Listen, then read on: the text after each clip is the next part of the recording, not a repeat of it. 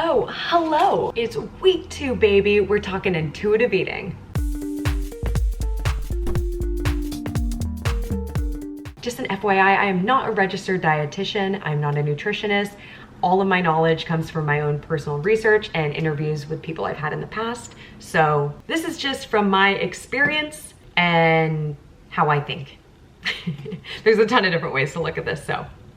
All right, so intuitive eating, what an interesting term. Something you've heard and you're like, sounds nice. Probably. Well, in this weekly theme, today I'm gonna give 5 tips to kind of break into that first step of getting into intuitive eating. Let's start with the definition, if you will. It's basically a way to make peace with food, to break the mold of diets, and to develop an awareness with what you consume and why. It's all about nurturing your body and knowing what you need and when. It will help you get down to whatever weight you're supposed to be at, the most comfortable weight for yourself. And isn't that really what we all want to be at, you know? Feeling comfortable, able to do the activities that we like to do, able to eat whatever we want. Okay, hear me out. This is to ultimately break the mindset of thinking you can't keep a certain food in the house, thinking when a certain food, like chips and salsa for instance, hello, is in front of you, you just lose all control. Feeling guilty when you eat something or too much of something. Feeling the need to restrict yourself later on after you have that naughty food or food that you weren't supposed to eat, or after you ate too much because you need to make up for it. Feeling the urge to binge on something, eat a ton of it, when in your head you feel like you shouldn't be eating it. It's almost like you're not even enjoying the food at all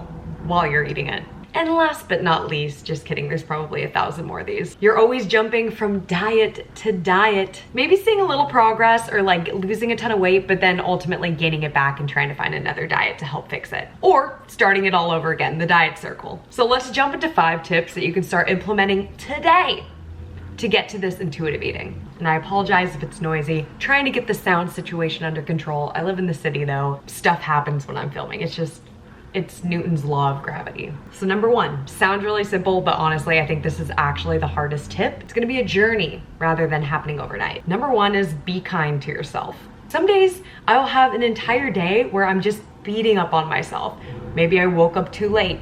Maybe I didn't get my workout in the morning. Maybe I'm behind with my work. Whatever it is so common to be so hard on yourself. And so looking at this with diet, whenever you eat something that maybe doesn't make your stomach feel good, maybe you feel naughty for eating it, you're gonna be working on taking away the negative mindset that you have after doing something that maybe you're not happy with. Let's say you do have an instance where you eat, you know, a pint of ice cream and you really didn't want to, but all of a sudden you were doing it and you're like, oh, I might as well finish it. The first thing that you can do to help you in the future with intuitive eating is acknowledge that you did it and don't beat up on yourself. Now you can use that really as a learning experience of what were the triggers that made you eat it? Were you just really hungry, didn't eat enough dinner? Were you eating out of emotion? Were you kind of craving something? And if you were craving something, maybe you should be eating something, or maybe a bowl or having some is the good play there. So number 1, be kind to yourself. Just be nice to yourself in general, guys. Like, the world is crazy enough. We can at least be nice to ourselves. And trust me, all of these I'm working on too. Okay, number 2, think long-term. I mean, you think long-term about your finances and all these things. Even like training for a race, training for a half or full marathon, that's like months out. You look at those things long-term. Why aren't you looking at your eating long-term? A big part of this is who the heck would want to be on a diet long term? I just don't understand this. If you want to get to your goal weight, let's say, or just a weight, which I don't like numbers, but a weight that feels comfortable for your body, why would you want to do it in, you know, a few months, get there, and then have to continue whatever that diet was to keep you around that weight? No, you're not learning the habits that you should be learning to get you there. Gradual weight loss is the way to go. You know, like looking at it long term, you're not gonna want to do keto forever. You're not gonna want to give up all sugar forever. That's crazy. You should be able to have a diet, meaning just the foods that you eat, that you like, that are gonna make you feel good and live. You should be able to have a slice of cake on your birthday and not think of anything negative to that. I'm getting riled up. Okay, number 3. I never do 3s like this. It just is too difficult to get this finger straight. Anybody else? Think sustainability. time is so powerful. And like we talked about last week, you can't just focus on your goal. Having goals is great, but you need to be looking at the improvements and the systems you put in place to hit those goals. Those 1% improvements you make here and there to get you to that goal. If you gradually build up these good habits, start treating yourself better, that is what's gonna get your mindset ready and able to allow you to make good decisions. This really kind of goes with the think long-term too. You're not gonna wanna continue on with a diet. It's just not sustainable. I just can't wrap my head around diets. I think the whole diet industry is just sucking millions of dollars from America, and we love it. We love dieting. It's a challenge. We love, challenges like, ooh, I'm gonna go no sugar for a week, see what happens. 2 days and we're like, what? Okay, number 4, think needs and wants. Not just wants, not just needs. You gotta combine the two, in my opinion. What does the body need? So let's say, for example, last night you had a big run in the morning, so you had a big bowl of pasta, veggies, pasta, marinara, maybe a sprinkle of cheese on top, but the whole meal itself, maybe it had a little bit of fat, but it was very carb heavy. In the morning after your run, maybe look at a breakfast that has a little bit more protein in it, because your body might be craving that protein, since for your dinner last night, you didn't really have that much. So maybe incorporating some eggs or like a tofu scramble or something like that. Of course, after a workout too, you're gonna wanna get some carbs in there and some fat. So just kind of being aware of what your body's going to need and when. And over time too, as you're more conscious of what you're eating and what your body could probably benefit from, you're gonna notice that you're craving things that you haven't had, or, to kind of balance out the day. It's also really important to think about the foods that make you feel good. And not everything needs to be healthy. That was not all that needed to be quotes, just the healthy part. For example, sometimes on top of my yogurt in the morning, I'll put like way too much granola. But I know that sometimes doing it a couple times a week, like 3 portions or so, I can get away with that because I know my body feels good. It is a lot of sugar. But let's say I have a harder workout in the afternoon, that sugar is actually gonna be benefiting me in that activity. Of course, not every day I'm doing 3 servings of granola on my yogurt. That'd be a lot of sugar. And I think my body would start feeling a little weighed down, or a little like, ugh, like too much sugar. But some days I do that because it's what I want. Obviously, you wanna eat healthy during the day. You wanna make sure you're getting in the right nutrients and, the proper amount of fiber, protein, fats, and carbs that you need to feel your best and perform your best. You don't wanna be tired during the day, this, that, whatever. But let's look at the unhealthy food, which no food is unhealthy or healthy. It's just food. It's energy that we consume and then we can do stuff. Science. So let's say like you love ice cream and you don't feel like crap after you eat it, unless you eat like a pint or more than your body is craving.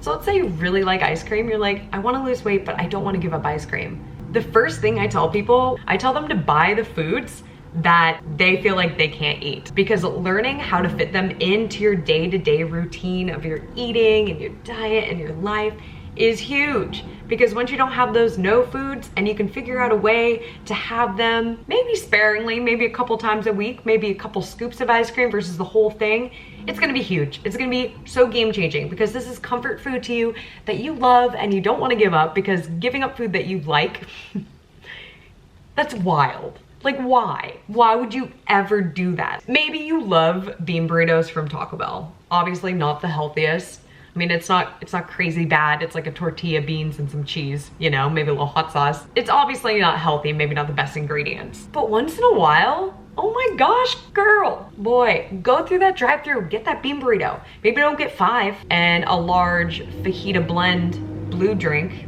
What is that called? Get little things here and there that make you happy. Sometimes after a workout in the morning, I'll get a donut because it sounds hella good. A donut and a coffee, okay. I also love bagels. And I talked to my sister the other day. I think it's genetic because she likes them too. Science. But now I have bagels 2-3 times a week. Sometimes in the morning, I love my cream cheese too, and I want it full fat. I don't want it reduced fat. It tastes better. So because I know my energy level is higher and my body actually performs really well with high amount of carbs, I can do that and I feel good. And the world goes on. And number 5, your hunger cues. Almost as hard if you have been on so many diets throughout the years, this can be almost as hard as number one, being kind to yourself, because you learn to eat based on a series of rules. Maybe the rules are you can't eat until 2 o'clock. Okay, well, what if you wake up hungry? You just starve yourself until 2 o'clock and just drink bullet coffees and just like crack out all day until 2? Like, what? No.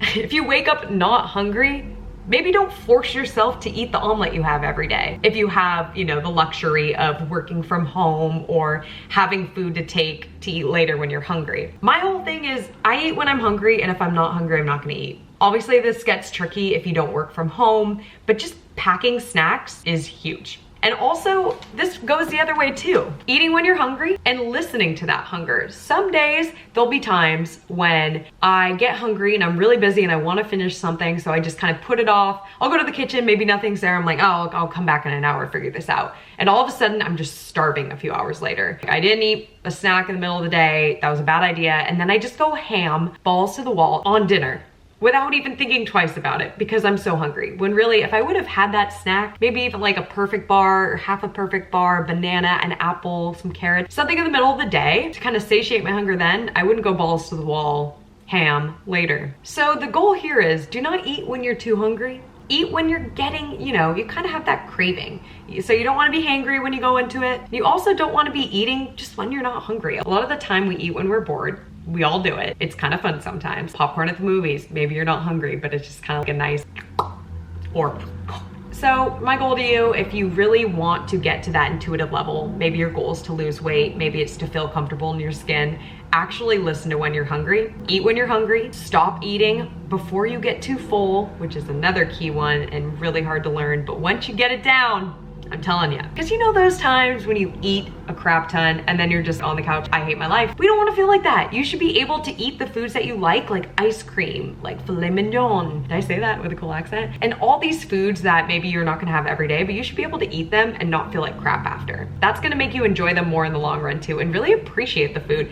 Which, you know what, I didn't put this as number 6, but number 6, appreciate what you're eating. These are nutrients that some don't even have access to. We have all this food, and you can eat what you like. You can eat what tastes good. There's so many different options. Honestly, everything that I'm saying, in summary, is getting on a journey to really care for yourself and appreciate yourself and love yourself and respect yourself. Stuffing yourself or not giving yourself food, it sucks. It hurts. It doesn't feel good. Imagine going day to day, tasting and eating foods that you love and not feeling like crap afterwards. That's the goal. Being able to eat what you want or weigh whatever your body feels is comfortable. That's when you're gonna live your best life. That's all. I really like this topic. I hope this video wasn't too long. I hope you guys have a great week too. I'm so excited for you. I'll see you again in week 3 for another vid. All right guys, talk to you later.